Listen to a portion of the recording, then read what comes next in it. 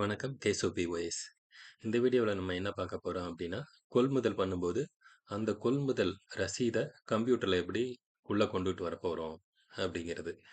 So கொள்முதல் பண்ணும்போது எவ்வளோ குவான்டிட்டி நம்ம வாங்கியிருக்கோம், அது என்ன விலைக்கு வாங்கியிருக்கோம், அதுக்கு ஜிஎஸ்டி என்ன செலுத்தி இருக்கிறோம், இந்த மாதிரியான டீட்டெயிலை வந்து நம்ம சிஸ்டத்துக்குள்ளே கொண்டு வர வேண்டியது அவசியம். ஜிஎஸ்டி ரிட்டர்ன் பண்ணுறதுக்கும் இது மேண்டேட்ரி. இது வந்து ஜிஎஸ்டி ரிட்டர்ன் பண்ணுறதுக்கும் ரொம்ப முக்கியமானது. ஃபஸ்ட்டு ஒரு கொள்முதல் ரசீதை உங்கள் கம்ப்யூட்டருக்குள்ளே கொண்டு வரதுக்கு பை அப்படின்னு சொல்லி ஒரு பட்டன் இருக்குங்களா, இந்த பை அப்படிங்கிறத கிளிக் பண்ணிக்கோங்க. இது வந்து பைங்கிறது வந்து நத்திங் பட் பர்ச்சேஸ். நமக்கு யார் சப்ளையரோ அவங்கக்கிட்ட இருந்து நம்ம பொருளை வாங்குவோம். ஸோ அந்த பொருளை வந்து பர்ச்சேஸ்ன்னு சொல்கிறோம். ஸோ அந்த பர்ச்சேஸை வந்து எப்படி சிஸ்டத்தில் லோட் பண்ண போகிறோம், ஸோ அதை பற்றி பார்க்குறோம். ஸோ பர்ச்சேஸ், கேஷ் பர்ச்சேஸ் நம்ம இப்போ பார்க்க போகிறது வந்து cash purchase. As usual sale screen நீங்கள் பார்த்துருப்பீங்க. Sale screen same like sale screen மாதிரியே தான் இருக்கும். ஷார்ட்கட் கீ எல்லாமே சேல் ஸ்க்ரீனில் இருக்கிற அப்படியே டிட்டோ தான். கொஞ்சம் ஃபீல்ட்ஸ் மட்டும் அதிகமாக இருக்கும். அதிகமாக இங்கே என்டர் பண்ண வேண்டியிருக்கும். அது என்ன அப்படின்னா, இங்கே எம்ஆர்பி என்ன அப்படின்னு சொல்லி என்டர் பண்ண வேண்டியிருக்கும். ஸோ இது எம்ஆர்பி. அதுக்கப்புறம் செல்லிங் ப்ரைஸ், எஸ் ப்ரைஸ் அப்படிங்கிறது வந்து செல்லிங் ப்ரைஸ். எம்எஃப்ஆர் அப்படிங்கிறது வந்து மேனுஃபேக்சரர் பேட்ச் நம்பர். இது வந்து ஒரு பொருளும் ஒரு பேட்ச்சில் வந்து ஒரு ஒரு லாட் நம்பரில் நம்மளுக்கு வந்து சப்ளையர் கொடுப்பாங்க. அந்த பேட்ச் நம்பர் என்ன?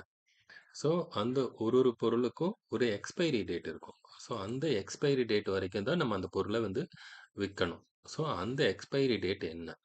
ஸோ அதே மாதிரி ஹெச்எஸ்என் ஹெச்எஸ்என் வந்து ஜிஎஸ்டிக்கு தேவைப்படுது. ஸோ ஒரு சப்ளையரும் விற்கும்போது அந்த பொருளுக்கு என்ன ஹெச்எஸ்என்னோ அதை கண்டிப்பாக பர்ச்சேஸ் பில்லில் மென்ஷன் பண்ணியிருப்பாங்க.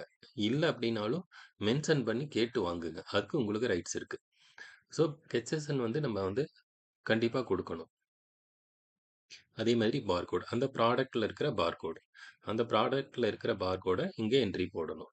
ஸோ இப்போ வந்து இது வந்து ஒரு பழைய பில்லை நான் உங்களுக்கு காமிக்கிறேன். ஸோ இப்போ நான் வந்து ஒரு புது பில்லை வந்து என்ட்ரி போடுறேன். சேம் நியூ பில்க்கு வந்து F8 ப்ரெஸ் பண்ணுங்கள். F8 ப்ரெஸ் பண்ணிங்கன்னா நியூ பில். இது வந்து நான் பண்ணுறது வந்து கேஷ் பர்ச்சேஸ் தான் பண்ணுறேன். கிரெடிட் பர்ச்சேஸ் நான் பண்ணலை. கிரெடிட் பர்ச்சேஸ்க்கு இன்னொரு வீடியோ தரேன், அதில் நீங்கள் பார்த்துக்கலாம். இப்போ கேஷ் பர்ச்சேஸ் எப்படி? F8 ப்ரெஸ் பண்ணிங்கன்னா ஆஸ் யூஸ்வல் பர்ச்சேஸ் டைப்பில் வந்து ரீட்டைல் சைடில் இருக்குது. ஸோ அப்படியே என்டர்ட் பை வந்து யார் என்டர் பண்ணுறாங்களோ ஸோ அவங்க பேர், ஹை கோட். ஸோ இது வந்து ஐட்டம் கோடு அல்லது பார் கோடு. இந்த இடத்துல ரெண்டில் எதை வேணாலும் நீங்கள் யூஸ் பண்ணிக்கலாம். நான் வந்து பார்கோடை ஸ்கேன் பண்ணுறேன்.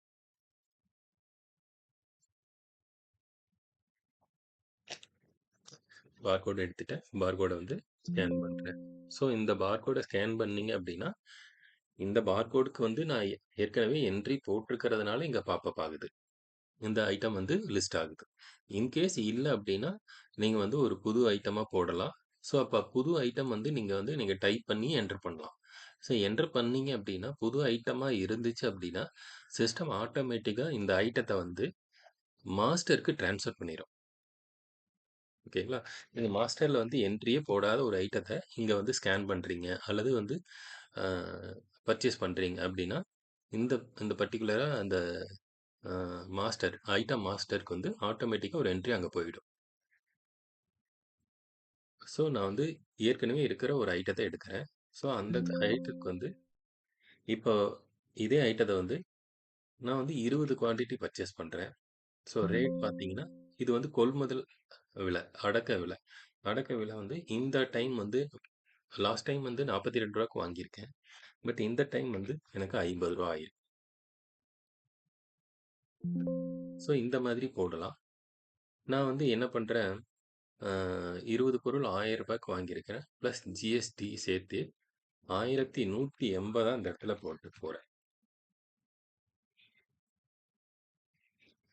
இப்போ நீங்கள் போட இங்கே டேக்ஸ் ரேட் வந்து ரிவர்ஸில் வந்து ஆட்டோமேட்டிக்காக கால்குலேட் ஆயிடுச்சு. தெரியுதுங்களா? 59 ரூபான்னு ஆட்டோமேட்டிக்காக 20 ப்ராடக்ட்டுக்கு ஈச்சுக்கு வந்து 59 ரூபா அப்படின்னு சொல்லி அதை டிவைட் பண்ணி ஆட்டோமேட்டிக்காக போட்டுக்கிடுச்சு.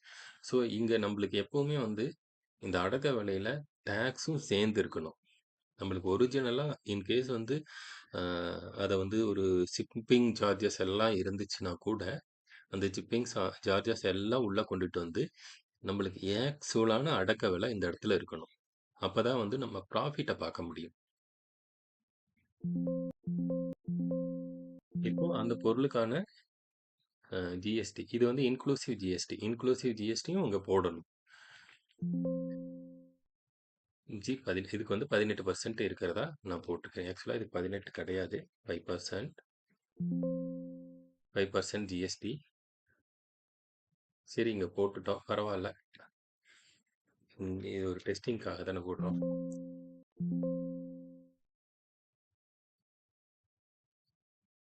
Tax value, net total,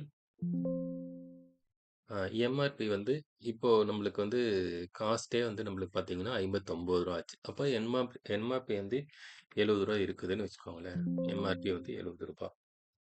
so நம்ம வந்து சேல்ஸ் ப்ரைஸ்ங்கிறது வந்து விற்கக்கூடிய விலை. விற்கக்கூடிய விலை வந்து நம்ம என்ன பண்ணுவோம், எம்ஆர்பிக்கு கீழே வந்து ஒரு 65 68 ருபீஸ் அந்த மாதிரி போடலாம். எம்எஃப்ஆருங்கிறது வந்து மேனுஃபேக்சரர். மேனுஃபேக்சரர் வந்து ஸோ இந்த ப்ராடக்ட் வந்து யார் மேனுஃபேக்சரிங் பண்ணுறா?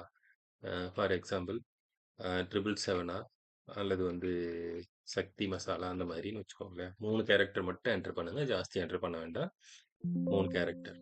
Batch number. ஈச் ப்ராடக்ட்ல வந்து ப்ராடக்ட்டை பார்த்தீங்கன்னாவே அந்த ப்ராடக்ட்ல ஒரு ஒயிட் கலர் பாக்ஸில் batch number, expiry, packing date எல்லாமே எல்லா டீட்டெயிலும் இருக்கும். அதில் எக்ஸ்பைரி அதாவது பேட்ச் நம்பர் ஃபஸ்ட்டு என்டர் பண்ணுங்க. பின்னு ஆரம்பிக்கும். அது ஏதோ ஒரு கேரக்டர்ல வந்து ஆரம்பிச்சிருப்பாங்க. ஸோ இந்த மாதிரி பேட்ச் நம்பர் என்டர் பண்ணுங்க. எக்ஸ்பைரி ப்ராடக்ட்டோட அந்த பாக்ஸ்லேயே வந்து எக்ஸ்பைரி டேட்டும் இருக்கும். இப்போ அந்த பாக்ஸில் எக்ஸ்பைரி டேட் வந்து 90 டேஸ் ஃப்ரம் த பேக்கிங் அப்படின்னு சொல்லி கூட போட்டிருப்பாங்க. இப்போ 90 டேஸ் அப்படின்னா 90 டி என்டர் பண்ணீங்கன்னா ஆட்டோமேட்டிக்காக அந்த 90 டேஸ் இன்னைக்கு டேட்லேருந்து 90 நாள் கூட்டி எக்ஸ்பைரி டேட் அது கரெக்டாக போட்டுருக்கும். ஸோ இன்கேஸ் வந்து 3 மந்த்ஸ் போட்டிருக்காங்க அப்படின்னா 3 ப்ரெஸ் பண்ணிங்கன்னா 3 மந்த்ஸ் ஆட் பண்ணிக்கும். இன்னையிலேருந்து 3 மந்த்ஸ். இப்போ அடுத்த 12வது மாதம் வரைக்கும், இப்போ 6/12 வரைக்கும் அது எக்ஸ்பைரி. In case 6 மந்த்னா 6M. இது வந்து 6 மாதத்தை ஆட் பண்ணிக்கும். 6 மாதம் வரைக்கும் நம்ம அந்த பொருளை விற்கலாம். இன்கேஸ் 1 இயர்னு வச்சுக்கோங்களேன், 2 இயர்னு வச்சுக்கோங்க, 2Y. அப்போ 27 வரைக்கும் இருக்கும். சில பொருளுக்கு எக்ஸ்பைரி இருக்காது. ஸோ அதை விட்டுடுங்க. அது பிரச்சனையே கிடையாது.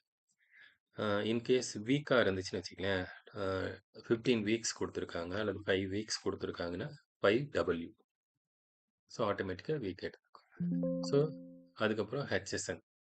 இந்த பொருளுக்கு ஏற்கனவே ஒரு ஹெச்எஸ்என் போட்டிருந்தீங்க அப்படின்னு சொன்னால் ஹெச்எஸ்என் ஆட்டோமேட்டிக்காக அதையே எடுத்துகிட்டு வந்துடும். ஸோ நீங்கள் புதுசாக கொடுக்க தேவையில்லை.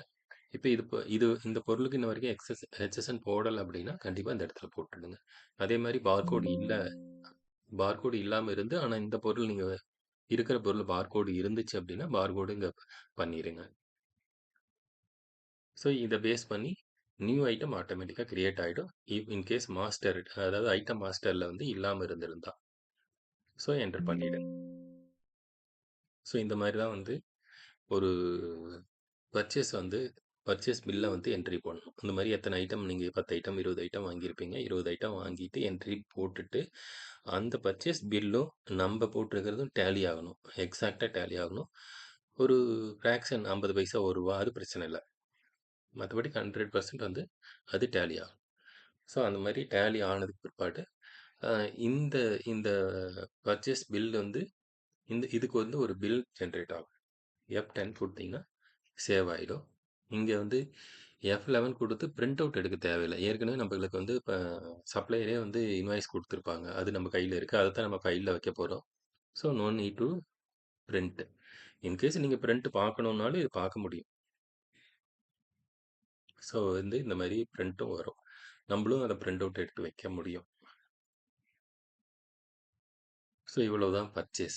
ஸோ இந்த மாதிரி எத்தனை ஐட்டம் இருந்தாலும் நீங்கள் பர்ச்சேஸ் என்ட்ரி போட்டு சேவ் பண்ணிவிடுங்க. நன்றி.